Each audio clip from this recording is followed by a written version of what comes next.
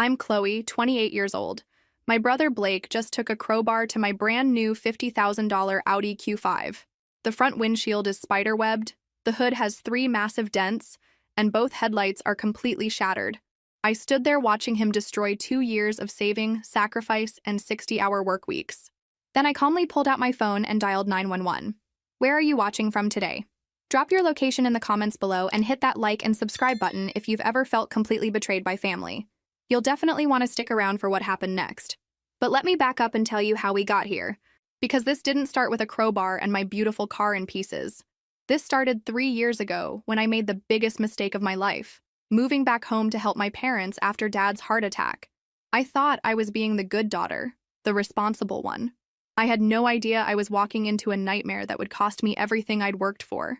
My parents, Richard and Susan Walker, had always favored Blake, but I told myself it was just because he was the baby, born when I was already 3. Blake could do no wrong in their eyes. When he got suspended from high school for drinking, they blamed peer pressure. When he crashed Dad's truck at 19, they said it was an accident.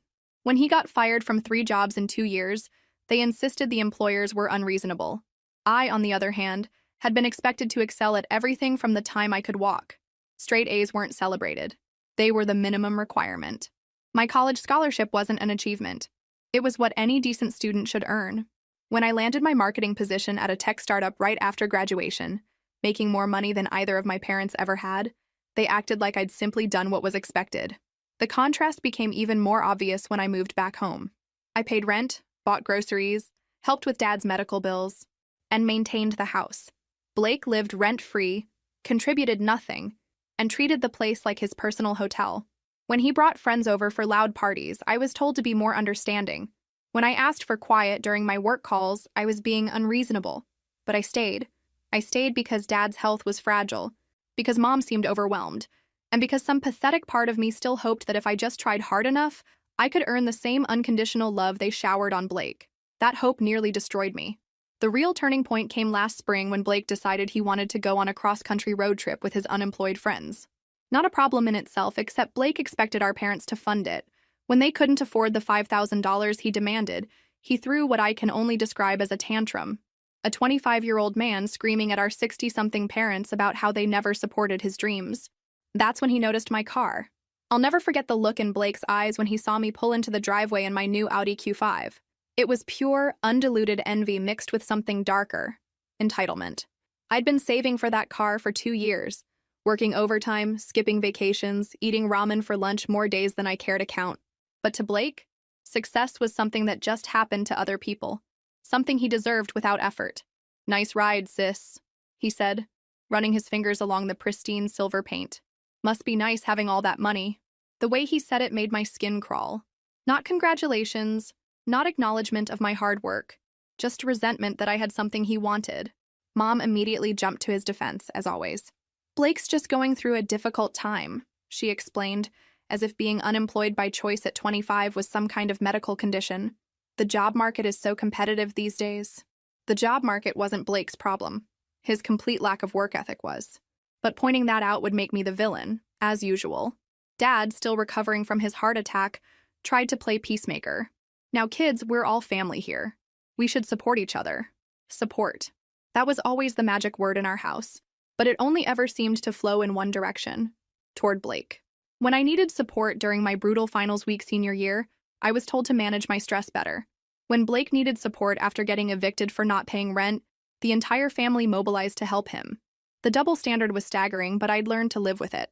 What I hadn't expected was how the presence of my car would become a constant source of tension. Blake started making little comments every day. "Some people have all the luck," he'd mutter when I left for work. "Must be nice not having to worry about money," he'd say when I bought groceries. The passive aggression escalated when his road trip plans fell through due to lack of funds. Suddenly, every conversation became about how unfair life was, how some people got all the breaks while others struggled. He never said it directly, but the implication was clear. I should help him. I should hand over my hard-earned money to fund his adventure. When I didn't volunteer, he started dropping hints. "I bet that car payment is pretty steep," he'd say. "Probably more than most people make in a month." When hints didn't work, he moved to guilt. "It's just sitting in the driveway most of the time anyway. Seems wasteful." When guilt failed, he tried manipulation through our parents. Chloe's always been selfish, he told Mom one evening, loud enough for me to hear from the kitchen.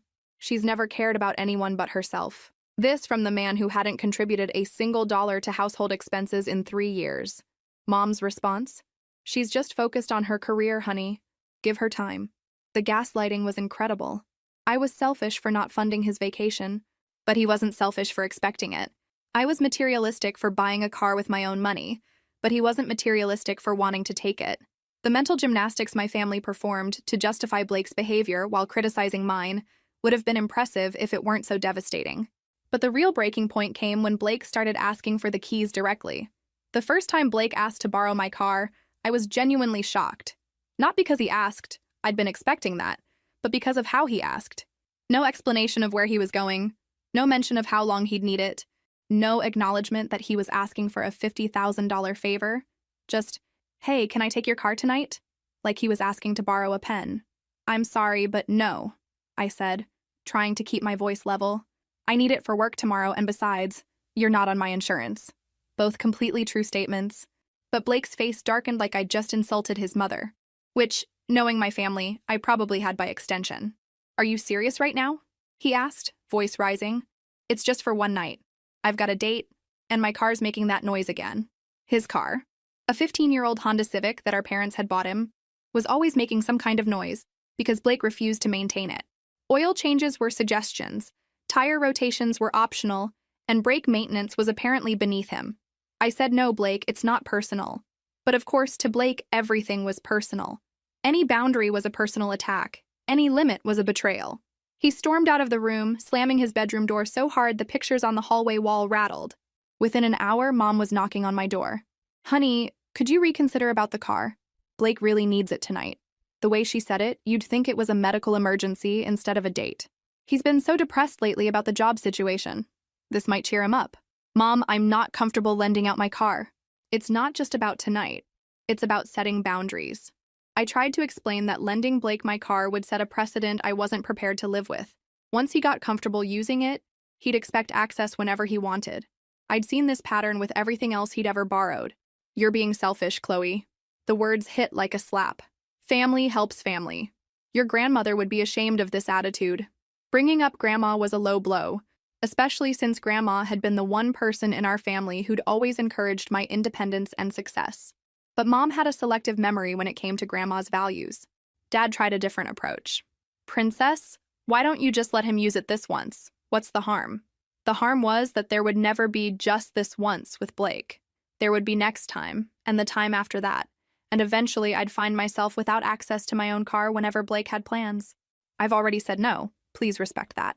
I stood firm, even though every instinct I'd been raised with told me to give in, to keep the peace, to be the bigger person. But I'd been the bigger person my entire life, and where had it gotten me? Living in my childhood bedroom at 28, subsidizing a grown man's lifestyle while being called selfish for having boundaries. Blake didn't speak to me for 3 days after that. The silent treatment was supposed to punish me, make me feel guilty enough to apologize and hand over the keys. Instead, it was the most peaceful 3 days I'd had since moving back home. No snide comments, no passive-aggressive remarks, just blissful quiet. But I should have known it wouldn't last. Have you ever experienced family members who punish you for having boundaries? Let me know in the comments, because what Blake did next was going to test every limit I thought I had. The silent treatment ended abruptly on Thursday morning when I discovered Blake had taken my car anyway. I walked out to the driveway at 7 a.m., coffee in hand, ready for another day at the office, and my parking spot was empty. For a moment, I thought I was losing my mind. Had I moved it? Forgotten where I parked? Then I saw Blake's Honda sitting in the exact spot where my Audi should have been. My hands were shaking as I pulled out my phone and called him. Straight to voicemail. I tried again. Voicemail. On the third attempt, he finally picked up. What's up, sis? His voice was casual, cheerful even, like he hadn't just committed what was essentially theft. Where is my car, Blake? I kept my voice steady, but inside I was screaming. Oh, I borrowed it. Mine wouldn't start this morning, and I had an important meeting. An important meeting. Blake, who'd been unemployed for 6 months, suddenly had important meetings that justified taking my car without permission. You took my car without asking. That's stealing. The words felt strange coming out of my mouth. Was I really accusing my own brother of stealing? But what else would you call taking someone's property without consent? He laughed. Actually laughed. Relax, drama queen. It's not stealing when we're family. Besides, you can take my car if you need to go somewhere. His car that wouldn't start. His car that had a broken air conditioner, bald tires, and a transmission that sounded like a dying animal. He was offering me his broken-down Honda as compensation for stealing my Audi. Blake, bring my car back right now or I'm calling the police. I meant it. I was done playing games, done being the understanding sister while he walked all over me. You're not calling the police on your own brother over a car. Mom and Dad would never forgive you. There it was. The threat that had controlled my behavior my entire life. The fear of disappointing our parents, of being the bad guy, of disrupting the family harmony that only ever seemed to benefit Blake. But something had shifted in me. Maybe it was the casual way he'd violated my trust. Maybe it was his complete lack of remorse. Or maybe I'd just finally reached my limit. Watch me, I said, and hung up. I was reaching for my phone to dial 911 when Mom appeared in the doorway, already dressed for her job at the bank. Chloe, honey, what's all the shouting about? Her tone was concerned but cautious, like she was approaching a dangerous animal. Blake stole my car. The words felt both dramatic and completely inadequate. How do you explain that your 25-year-old brother had committed a felony so casually, so carelessly that he'd answered the phone laughing? Mom's face fell, but not in the way I expected. She looked disappointed, but the disappointment seemed directed at me, not Blake. Stole is a very strong word, honey. He's your brother. I'm sure he just needed it for something important. He took my car without permission. That's the definition of stealing, Mom. I couldn't believe I was having to explain basic concepts of property rights to a grown woman who worked at a bank. Well, did you ask him why he needed it? Maybe there's a good reason. Always. Always. There had to be a good reason when Blake did something wrong. When I did something wrong, the reason didn't matter. Only the consequence. It doesn't matter why he needed it. He should have asked. I felt like I was speaking a foreign language. How was this controversial? How was, don't take things that don't belong to you? A radical position in my own family.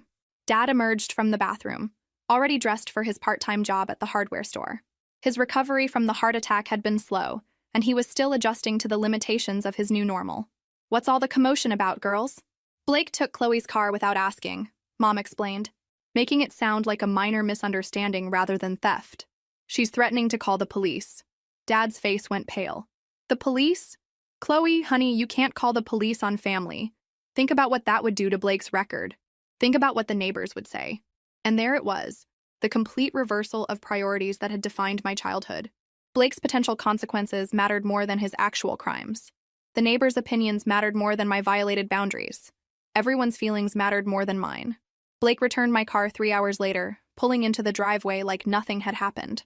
I was working from home that day, a flexibility I'd negotiated specifically to help with Dad's medical appointments, when I heard the familiar sound of my engine. I watched from the living room window as he got out, tossed my keys onto the hood like they were trash, and walked toward the house. The casual disrespect of that gesture, treating my car keys like garbage, crystallized everything wrong with our family dynamic. I met him at the front door, my hand already extended for the keys he'd left on my car. "How was your important meeting?" I asked, my voice dripping with sarcasm that I didn't bother to hide. Blake shrugged, not even pretending to look guilty. "Fine. Got the job, actually." He said it like this somehow justified everything, like his successful outcome retroactively made the theft acceptable. Good thing I had reliable transportation, or I might not have made it. The audacity was breathtaking. He was actually trying to make me feel like I should be grateful he'd stolen my car because it helped him get a job. You could have asked, Blake. You could have explained the situation. But instead, you just took what you wanted. And you would have said yes? He raised an eyebrow, already knowing the answer. I probably would have said no, and he was right to assume that. But that wasn't the point. That's not the point. The point is that it's my choice to make, not yours. I was struggling to keep my voice level, to maintain the composure that our family had always demanded from me while excusing Blake's tantrums. Whatever. It worked out fine. No harm, no foul. He started to walk past me, the conversation apparently over in his mind. But I wasn't done. "Blake, this can't happen again. I need your word that you won't take my car without permission." It felt ridiculous, asking a 25-year-old man to promise not to steal from me, but here we were. He turned back, his expression shifting from casual dismissal to something harder. "Or what? You'll call the cops on your own brother?" The way he said it made it clear he knew our parents would never let me follow through on that threat. "Yes," I said simply. "I will." Something flickered across his face. Surprise, maybe, or the first hint that his little sister might not be the pushover he'd always assumed, but it was gone quickly, replaced by his usual smugness. Sure you will, sis. Sure you will. He disappeared into the house, leaving me standing on the porch with a sick feeling in my stomach. This wasn't over. In fact, I had the terrible feeling it was just beginning. That evening, Mom called a family meeting. We gathered in the living room like we were discussing vacation plans instead of addressing the fact that one family member had stolen from another. Dad sat in his recliner, Mom on the couch, Blake sprawled in the chair by the window, and me perched on the edge of the sofa like I was ready to flee. We need to talk about what happened today, Mom began, her voice taking on the patient tone she used for mediating disputes. This family can't function if we don't trust each other. The irony was stunning. Blake had violated my trust completely, but somehow, this was about all of us not trusting each other. I waited for someone to point out that trust was earned, that Blake had forfeited any right to the benefit of the doubt when he stole my car. I waited in vain. Chloe, honey, I understand you're upset, Dad said, leaning forward slightly. But Blake apologized, and he got the job. Maybe we can see this as a learning experience and move forward. I looked around the room, waiting for someone to acknowledge that Blake hadn't actually apologized. He'd explained, justified, and dismissed, but he'd never once said he was sorry. But pointing this out would make me the difficult one, the one who couldn't let things go. I want Blake to promise he won't take my car again without asking, I said instead, focusing on the practical rather than the emotional. That's not unreasonable. Blake's new job, it turned out, was delivering food for an app-based service. Hardly the career opportunity that justified Grand Theft Auto, but our parents treated it like he'd been hired as CEO of a Fortune 500 company. Blake's really turning his life around, Mom said proudly. This job could lead to bigger things. Sure it could. Just like his previous 3 jobs could have led to bigger things. Before he got fired from each one for showing up late, calling in sick on busy days, or arguing with supervisors. But I was expected to smile and be supportive, to pretend this time was different. I'm happy Blake found work, I said carefully. But that doesn't change the fact that he took my car without permission. I need assurance it won't happen again. Blake rolled his eyes. Fine. I promise I won't take your precious car without asking. Happy now? The word precious was loaded with contempt, but at least I had his promise. I should have known it wasn't worth the breath he'd used to make it. Blake kept his promise for exactly 2 weeks. On a Friday night in late August, I came home from dinner with friends to find my car gone again. This time, Blake hadn't even bothered with the pretense of an emergency or important meeting. When I called him, he was at a bar across town with his unemployed friends, my car keys in his pocket like he owned them. I'll bring it back tomorrow, he said over the sound of loud music and laughter. Don't wait up. The casual dismissal in his voice told me everything I needed to know.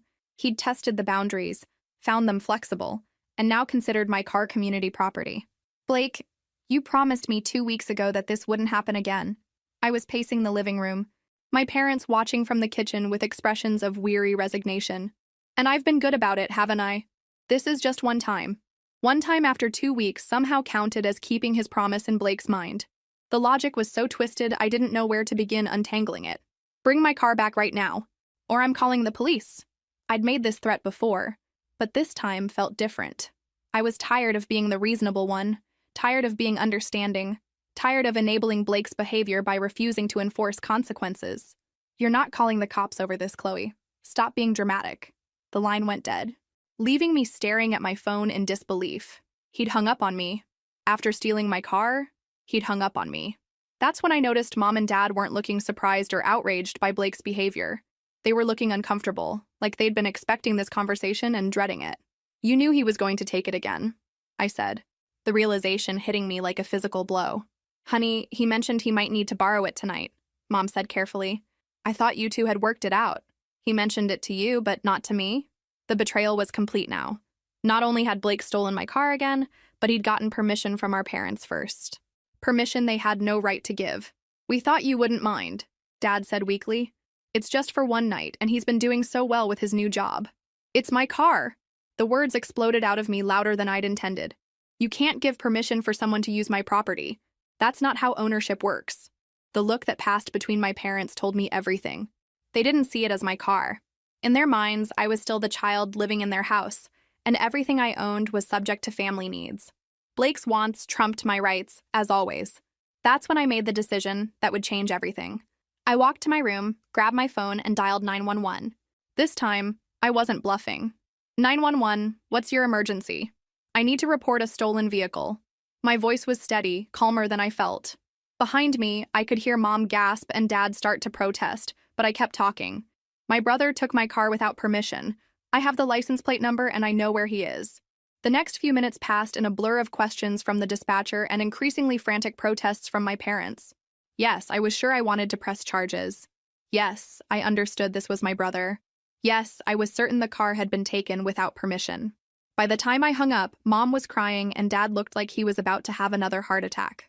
Chloe, what have you done? Mom whispered. What have you done to our family? What had I done? I'd finally stopped being a doormat. I'd finally enforced a boundary. I'd finally treated Blake like the adult he was supposed to be instead of the spoiled child everyone else insisted on enabling. But as I sat in my room waiting for the police to call back, I couldn't shake the feeling that this was only the beginning. Because what I discovered the next morning would make Blake stealing my car look like a minor inconvenience. When the police finally located Blake and impounded my car, they found something that changed everything. Hidden in my trunk. Something that proved Blake hadn't just been borrowing my car for transportation. He'd been using it for something far worse. Something that could have destroyed my life along with his. But that's a story for tomorrow, because what the police found was just the tip of the iceberg. The police called me at 6 a.m. Saturday morning.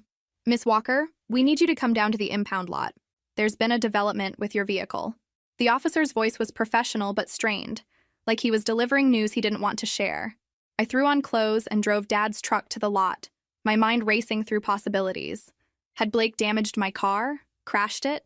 Nothing could have prepared me for what Officer Martinez showed me when I arrived. We found these in your trunk during the standard search, he said, gesturing to a table covered with evidence bags. Inside the clear plastic were small baggies of white powder, a digital scale, and what looked like several $1,000s in cash. Do you have any knowledge of these items? My legs nearly gave out. Blake hadn't just been borrowing my car for rides to the bar or job interviews. He'd been using it to deal drugs, storing his inventory in my trunk like his personal warehouse. No, I whispered, staring at the evidence that could have sent me to prison. I had no idea. Your brother claims you were aware of his activities, Officer Martinez continued, watching my face carefully. He says you were business partners. The words hit me like physical blows. Blake was trying to take me down with him, claiming I was complicit in crimes I'd never even suspected. That's a lie. My voice was stronger now, fueled by rage. I work in corporate marketing. I've never touched drugs in my life. You can test me right now if you want. The officer nodded, clearly believing me, but the damage was already done in my mind. My own brother had tried to frame me for his crimes. We'll need you to come in for questioning later today, Officer Martinez said gently, just to get your statement on record. But based on the location where we arrested your brother and the circumstances, we don't believe you were involved. I spent the rest of the morning in a daze, my phone buzzing constantly with calls from my parents. When I finally answered, Mom was hysterical. Chloe, you have to drop the charges. Blake made a mistake, but calling the police has made everything so much worse. He could go to prison. Mom, he was dealing drugs out of my car. I could have gone to prison. But even facing this revelation, she was more concerned about Blake's consequences than my near miss with a felony conviction. He's your brother, she sobbed. Family doesn't abandon family. Your grandmother would be rolling over in her grave. Again with Grandma, who'd actually taught me that love without accountability wasn't love at all. Dad tried a different approach when he called an hour later. Princess, I know you're angry, but think about Blake's future. One mistake shouldn't ruin his whole life. One mistake. As if dealing drugs was an oopsie, a momentary lapse in judgment rather than a calculated criminal enterprise. Dad, this wasn't one mistake. This was an ongoing operation using my property without my knowledge. He tried to implicate me when he got caught. That's not a mistake. That's malicious. But logic bounced off my parents like water off a windshield. Their golden boy could do no wrong, even when caught red-handed. The questioning at the police station was straightforward. I explained the timeline of Blake taking my car, showed them bank records proving my legitimate income, and provided character references from my employer. Within 2 hours, they'd cleared me of any involvement and thanked me for my cooperation in building their case against Blake. But the real shock came when Detective Rodriguez pulled me aside afterward. Miss Walker, your brother's case isn't just about simple possession. We've been tracking this distribution network for months. Your car was identified at multiple transaction locations. This is serious federal territory. Federal charges. Blake wasn't just facing a slap on the wrist for personal use. He was looking at years in prison for distribution across state lines. And he'd been doing it all with my car, making me an unwitting accomplice in a federal investigation. When I got home that evening, my parents were waiting with Blake's girlfriend, Jessica, and her parents. An intervention, apparently, to convince me to drop the charges and save the family. Because somehow, I was the one tearing the family apart by refusing to enable Blake's criminal behavior. "Chloe, please," Jessica begged, her eyes red from crying. "Blake made a mistake, but he loves you. He never meant for you to get involved." Never meant for me to get involved? He'd used my car as his drug mobile and tried to frame me when he got caught. If that wasn't involving me, I didn't know what was. What do you think will happen next? Will Chloe stand firm against the family pressure, or will she cave to their demands? Let me know your predictions in the comments below. The intervention lasted 3 hours and accomplished nothing except crystallizing my resolve. 6 adults sat in our living room, taking turns explaining why I should sacrifice my integrity to protect Blake from consequences he'd earned. The mental gymnastics were Olympic level. "Think about the family reputation," Jessica's mother pleaded. "What will people think when this gets out?" The family reputation.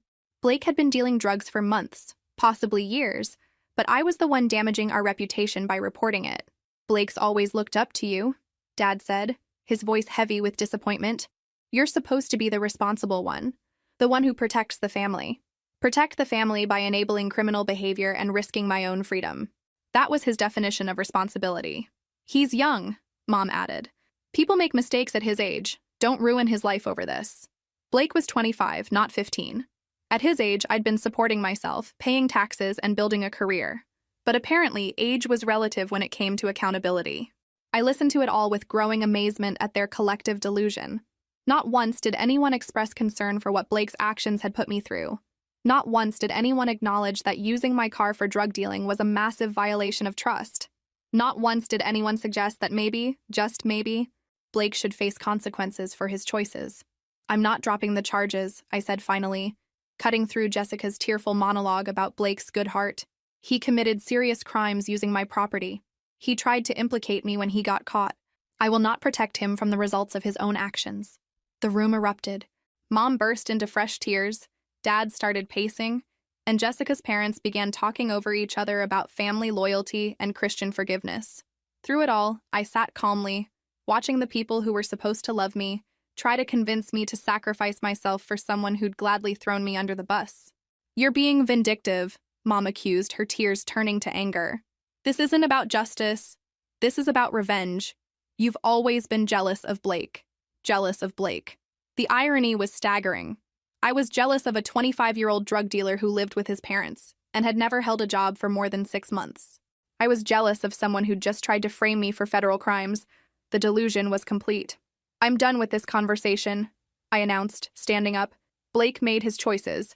Now he gets to live with them. I'm not responsible for protecting him from reality." I went to my room and started packing. If my family wanted to choose Blake over basic human decency, they could have him. I was done being the family scapegoat. Done being the responsible one who cleaned up everyone else's messes, done sacrificing my well-being for people who'd abandoned me the moment it became convenient. Within an hour, I'd packed everything that mattered into my car, the car that had been returned to me after the police finished processing it as evidence. The irony wasn't lost on me that Blake's criminal activities had finally freed me from the trap of family obligation. Mom knocked on my door as I was loading the last box. "Honey, where are you going? You can't just leave." I could hear the panic in her voice. Without me, who would pay the extra bills? Who would handle Dad's medical appointments? Who would be the responsible one while Blake worked through his difficult time in federal prison? "I'm going to live my own life," I told her. Not unkindly, but with finality. "You've made it clear that Blake's wants matter more than my rights. I'm not willing to live that way anymore." "But we're family," she protested, the magic word that had controlled my behavior for 28 years. "Family doesn't abandon family." "You're right," I agreed. Family doesn't abandon family, but they also don't enable criminal behavior. And they don't ask innocent members to take the fall for guilty ones. When you're ready to be actual family instead of Blake's enablers, you know where to find me. I hugged Dad goodbye. He looked shell-shocked by the evening's events, and drove away from the house that had never really felt like home. In my rearview mirror, I could see Mom standing in the doorway, probably wondering how her plan to guilt me into compliance had backfired so spectacularly. I spent that night in a hotel downtown, finally allowing myself to process what had happened. Blake wasn't just irresponsible or immature. He was a criminal who'd been willing to destroy my life to save his own. My parents weren't just playing favorites. They were actively asking me to sacrifice my freedom and future for someone who saw me as expendable. The next morning brought a flurry of texts and missed calls from various family members. Blake's grandmother, his childhood friends, even his ex-girlfriend from high school. Everyone had apparently been recruited to convince me to do the right thing. The desperation was palpable, and it told me everything I needed to know about how serious Blake's legal situation really was. The most revealing message came from my cousin Sarah, Blake's age and his longtime defender. "Chloe, I can't believe you're doing this to Blake. He always said you were jealous of him, but I never thought you'd go this far. You're destroying him out of spite." Jealous. There was that word again. According to my family, my refusal to enable Blake's criminal behavior stemmed from jealousy rather than basic self-preservation. The narrative they'd constructed was remarkable in its complete disconnection from reality. I forwarded Sarah's message to Detective Rodriguez, along with several others that seemed designed to pressure me into dropping charges. "Miss Walker?" He called me back within an hour. "Are you being harassed about your testimony?" "Harassed might be too strong a word," I said carefully. "But there's definitely pressure from family members to drop the charges. I didn't want to create more legal problems for people who were, in their twisted way, trying to protect someone they loved. We see this a lot in family cases," Detective Rodriguez said gently. "People often feel more loyalty to the perpetrator than the victim. Don't let them make you feel guilty for doing the right thing." The victim. It hit me that I was the victim in this situation, not Blake. I was the one whose property had been used for crimes. I was the one who'd been placed at risk of federal prosecution. I was the one whose trust had been shattered. But somehow, my family had made Blake the victim and me the villain. That afternoon, I got a call from an unknown number. "Chloe, it's Blake." His voice was smaller than I'd ever heard it. None of the usual swagger or entitlement. "Can we talk?" "I don't think that's a good idea, Blake. You should probably go through your lawyer." I wasn't trying to be cruel, but I also wasn't naive enough to think this was a genuine attempt at reconciliation. "Please, just 5 minutes. I need to explain." The desperation in his voice almost made me feel sorry for him. Almost. Then I remembered the drugs in my trunk and his attempt to implicate me, and the sympathy evaporated. "Explain what? That you used my car to deal drugs? That you tried to frame me when you got caught? That you put my entire future at risk for your illegal activities?" Each question landed like a physical blow, judging by his sharp intake of breath. "I never meant for you to get in trouble," he said weakly. "I panicked when they arrested me. I wasn't thinking clearly." "You weren't thinking clearly for months while you used my car as your mobile drug lab." Blake. This wasn't a moment of panic. This was a pattern of behavior. I was surprised by how calm I sounded, how little emotion I felt towards someone who'd once meant the world to me. "I know I messed up. I know I hurt you. But please, Chloe, I'm begging you. Drop the charges. I'll go to rehab. I'll get counseling. I'll do whatever you want. Just don't let them send me to prison." The plea might have worked 6 months ago, back when I still believed that love meant protecting people from consequences. But I'd learned something important in the last few days.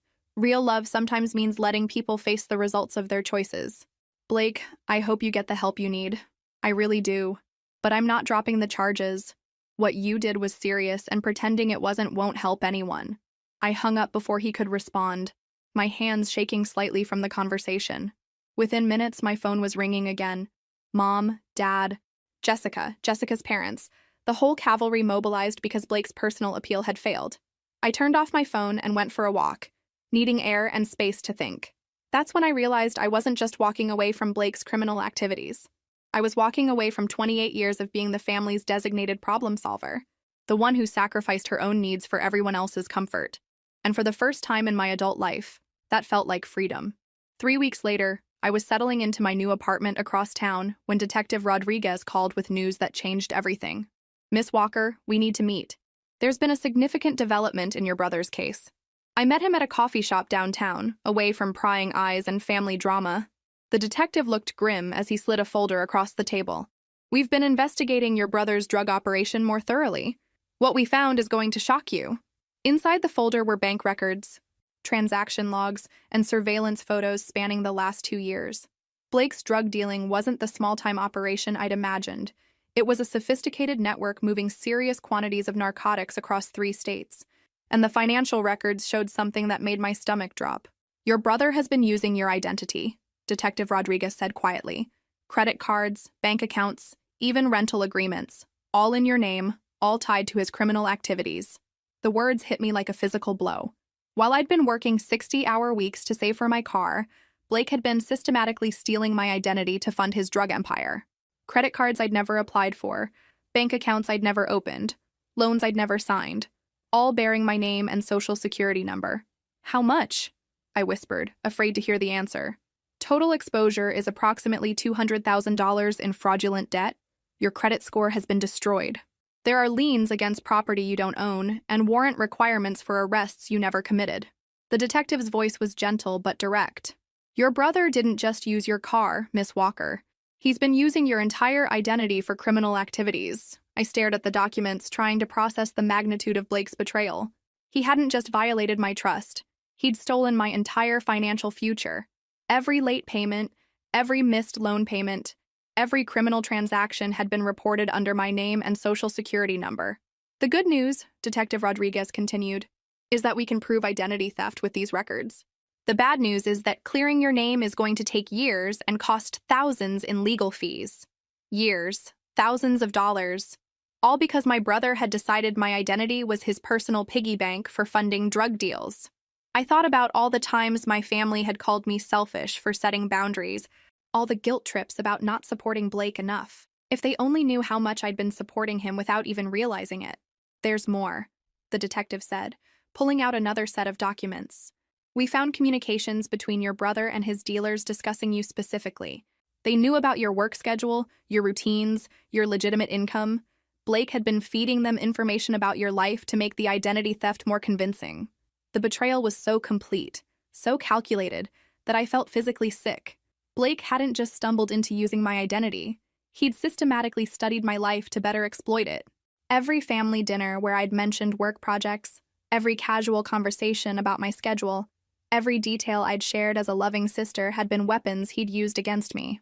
Why are you telling me this now? I asked, though I suspected I already knew the answer. Because Blake's lawyer is claiming his sister was the mastermind behind the operation. He's saying you recruited him to use his car while you handled the financial side. Detective Rodriguez watched my face carefully. With the identity theft evidence, we know that's impossible. But we wanted you to know what he's claiming before you hear it from his legal team. Blake was trying to frame me again, but this time the evidence was overwhelmingly in my favor. Every fraudulent account, every stolen transaction, every criminal communication proved that I was the victim, not the perpetrator. But the fact that he'd even attempt such a massive lie showed how completely he'd written me off as expendable. My phone buzzed with a text from Mom. Blake's lawyer wants to meet with you. Please consider it. He has important information about the case. Important information, probably about Blake's latest attempt to scapegoat me for his own crimes. I assume his family doesn't know about the identity theft yet? Detective Rodriguez said, noting my phone. You might want to prepare for their reaction when this becomes public. I laughed, a sound completely devoid of humor. Detective, my family has spent 3 weeks trying to convince me that I'm the villain for reporting Blake's drug dealing. When they find out he's been stealing my identity for years, they'll probably say I should have given him permission. The family meeting to discuss Blake's new legal strategy was held at my parents' house without me. I only learned about it when Jessica called, sobbing, to tell me about Blake's latest bombshell. Chloe, Blake's lawyer says there's evidence you were involved in the drug dealing. He says Blake was just the delivery person and you were running everything behind the scenes. Jessica, Blake stole my identity for 2 years. Every fraudulent transaction, every criminal account, every illegal activity was done using my name without my knowledge. I'm the victim here, not the criminal. But even with documented proof of identity theft, Jessica seemed unsure. Blake swears he didn't know about any identity theft. He says his lawyer must be wrong about that evidence. The willful blindness was staggering. Jessica would rather believe that federal investigators had fabricated evidence than accept that her boyfriend was a calculating criminal. Jessica, the FBI doesn't fabricate bank records. Blake opened accounts in my name, took loans in my name, and conducted criminal business in my name. This isn't a misunderstanding. It's systematic identity theft. But I could hear in her voice that she wasn't really listening. Can you just meet with Blake's lawyer? Please? Just to clear up any confusion? The request was presented as reasonable. But I knew it was actually an attempt to find weaknesses in my story, or get me to say something that could be twisted in Blake's favor. I'll meet with Blake's lawyer, I agreed. But my attorney will be present, and everything will be recorded. The sharp intake of breath told me this wasn't what Jessica had expected. Your attorney? Chloe, you're treating Blake like he's some stranger who attacked you. He's your brother. Again with the family magic word, as if sharing DNA somehow excused criminal behavior and identity theft. Jessica, my brother stole my identity to fund drug dealing and then tried to frame me for his crimes. At what point does family loyalty become self-destruction? But she'd already hung up, probably to report back that I was being unreasonable and vindictive. The meeting with Blake's lawyer was scheduled for Friday afternoon at the Federal Building downtown. My attorney, Rebecca Chen, met me beforehand to prepare. Your brother's strategy is clear, she explained. He's going to claim you were the criminal mastermind and he was just following orders from his older, more successful sister. But the evidence shows he stole my identity. How can he claim I was involved when every transaction was fraudulent? The logic seemed impossible to twist. But Blake had surprised me before with his capacity for denial and manipulation. He's claiming the identity theft evidence is fabricated, that you created false documents to frame him after you had a falling out over the business. Rebecca shook her head at the audacity. It's a desperate strategy, but desperate people try desperate things. Blake's lawyer, David Morrison, was exactly what I'd expected. Expensive suit, practiced smile, and the kind of confidence that comes from defending criminals for a living. Blake sat beside him, looking smaller than I'd ever seen him, his usual swagger replaced by the pale complexion of someone facing serious federal time. Miss Walker, Morrison began, my client is prepared to testify that you initiated the drug distribution operation and recruited him as your delivery person. He's willing to cooperate fully with federal investigators about your role in this criminal enterprise. The accusation was so outrageous that I almost laughed. Mr. Morrison, your client stole my identity for 2 years to fund criminal activities. Every piece of evidence points to him as the perpetrator and me as the victim. This isn't a credible defense strategy, it's character assassination. Blake has provided detailed information about how you recruited him, how you managed the financial aspects, and how you used your legitimate job as cover for money laundering activities. Morrison slid a thick folder across the table. This is just a preliminary overview of his testimony. I glanced at the folder without opening it. Mr. Morrison, I assume you've reviewed the evidence showing that your client opened bank accounts in my name, applied for credit cards using my information, and conducted transactions using my stolen identity. How do you reconcile that with his claims? My client maintains that those accounts were opened at your direction, and that the identity theft allegations are fabricated. Morrison's confidence never wavered, even while making claims that contradicted documented evidence. Rebecca leaned forward. Mr. Morrison, are you seriously arguing that Miss Walker stole her own identity to frame your client? Because that's what you're describing. I'm arguing that Miss Walker created the appearance of identity theft to distance herself from criminal activities when the investigation got too close. Morrison looked directly at me. My client is prepared to testify that you taught him how to use false identification and conducted business under assumed names. The meeting continued for another hour, with Morrison presenting increasingly elaborate theories about my alleged criminal mastermind status. According to Blake's new version of events, I'd recruited him into drug dealing, managed all financial aspects, and created the identity theft evidence as an insurance policy in case we got caught. Blake himself never spoke during the meeting, avoiding eye contact while his lawyer painted me as a criminal genius who'd manipulated her innocent younger brother into a life of crime. The betrayal was so complete, so calculated, that I felt almost numb to it. As we left the building, Rebecca shook her head in amazement. In 20 years of criminal defense, I've never seen someone try to frame their own victim quite so blatantly. Your brother isn't just desperate, he's delusional if he thinks this strategy will work. But I knew Blake better than Rebecca did. This wasn't desperation or delusion. This was Blake doing what he'd always done. When consequences threatened, blame someone else. When accountability loomed, point fingers at anyone nearby. When reality became inconvenient, create a new version where he was the victim. The only difference now was that the stakes were federal prison instead of family disappointment. The trial lasted 6 weeks, and every day brought new revelations about the depth of Blake's criminal activities and the extent of his betrayal. The prosecution methodically dismantled his defense, presenting evidence that proved beyond doubt that I was the victim of systematic identity theft, not a criminal mastermind. Bank surveillance footage showed Blake alone opening accounts in my name. Digital forensics proved that all communications about criminal activities came from Blake's devices. Financial records demonstrated that he'd been stealing my identity for over 2 years, long before any alleged falling out between us. Most damaging of all was Blake's own text message history, recovered from his phone, showing conversations with dealers where he bragged about using his stupid sister's credit and identity because she never pays attention to her finances anyway. The jury read those messages, saw Blake's own words calling me stupid for trusting him, and understood exactly who the real victim was. My parents attended every day of the trial, sitting behind Blake in a show of support that made national news. "Family stands by drug dealer son, abandons victim daughter," read one particularly harsh headline. But even facing public scrutiny, they couldn't bring themselves to acknowledge Blake's guilt or my victimhood. The jury deliberated for less than 4 hours, guilty on all counts: drug distribution, identity theft, money laundering, and fraud. Blake showed no emotion as the verdict was read, but I saw Mom collapse in tears and Dad age 10 years in 10 seconds. They'd spent so much energy protecting Blake from consequences that they'd never prepared for the possibility that consequences might be unavoidable. Sentencing came 2 weeks later, 15 years in federal prison, with possibility of parole in 8. The judge was particularly harsh about the identity theft aspect, noting that Blake had systematically destroyed his sister's financial future to fund criminal activities, then attempted to frame her for his own crimes. As Blake was led away in handcuffs, he finally looked at me directly for the first time since the trial began. No remorse, no apology, just cold hatred for the sister who'd refused to take the fall for his crimes. In that moment, I realized that the brother I'd loved and protected had never really existed. The real Blake was a calculating criminal who'd seen me as nothing more than a convenient target. The years since have been about rebuilding everything Blake destroyed. My credit, my finances, my ability to trust people, all had to be painstakingly reconstructed from scratch. The identity theft recovery process took 3 years and cost nearly $50,000 in legal fees, but I eventually cleared my name completely. My relationship with my parents never recovered. They moved to Florida shortly after Blake's sentencing, unable to face the neighbors who'd watched their golden boy get led away in handcuffs.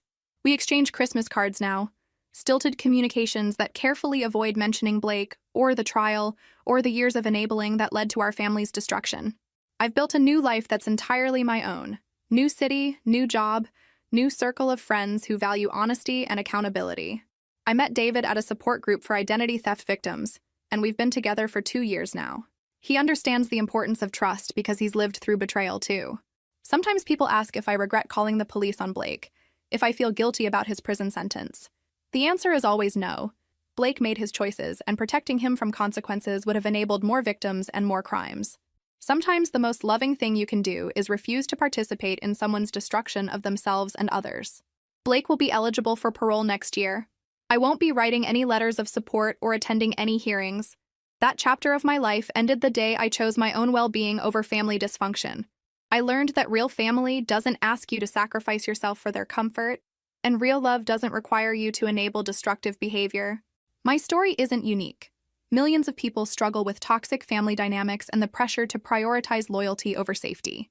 But I want everyone facing similar situations to know that you don't have to set yourself on fire to keep others warm.